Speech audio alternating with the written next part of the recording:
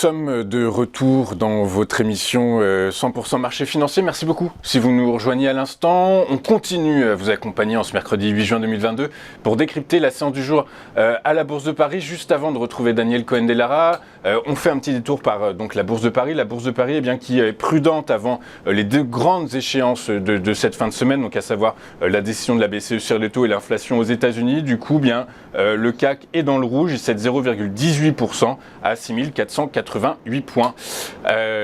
Donc dans cet environnement, quelles sont les valeurs à suivre tout particulièrement? Pour répondre à cette question, je suis en duplex et en direct avec Daniel Cohen-Delara. Bonjour Daniel.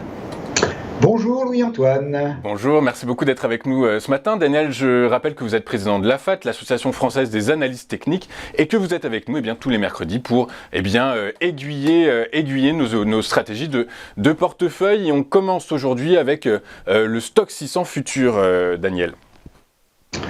Oui, donc c'est l'indice, le grand indice pan-européen des 600 plus grandes valeurs.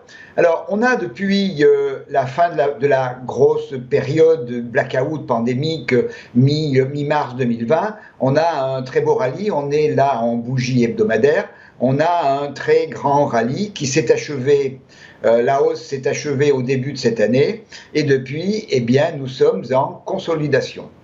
Alors, pour marquer cette consolidation, on met les retracements de Fibonacci. Alors, je n'ai pas le 100% parce que le 100% serait trop écrasé mon graphique. C'est le démarrage, c'est la mi-mars et le sommet, c'est le début de cette année. Et on voit que la consolidation s'est arrêtée fin mars, exactement sur ce niveau très important, à 405, qui est à la fois un niveau de polarité qui a fait support-résistance au début de 2021 et surtout le 38,2% de retracement de ce grand rallye qui a duré pas loin de 2 ans.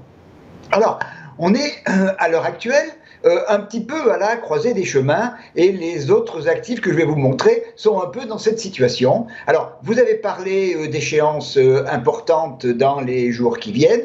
Peut-être que ces échéances vont donner au marché une direction claire à suivre. En ce qui concerne le Stoxx 600, on est dans au contact d'une petite zone de polarité aux alentours de 445-448, qui est une zone qui a fait résistance au mois d'avril 2021, on l'a franchi, on est revenu la tester, on est revenu la tester à l'automne, on est revenu la tester début 2022, on est revenu la tester en avril, et on est en ce moment au contact de cette zone de polarité. Cette zone de polarité, c'est également le siège actuel de la moyenne mobile exponentielle 34, et on voit que cette moyenne mobile suit parfaitement les cours, notamment en octobre. En plus de la zone de polarité, elle a fait support, elle a refait support au début de cette année avant d'être cassée, et on revient maintenant à son contact.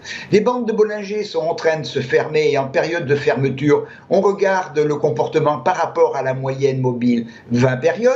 Si on ne franchit pas la moyenne mobile 20 périodes, ça veut dire que le mouvement de baisse a toutes les chances de se poursuivre. Donc on est actuellement sous un cluster de résistance aux alentours de 445 qui est quand même relativement costaud.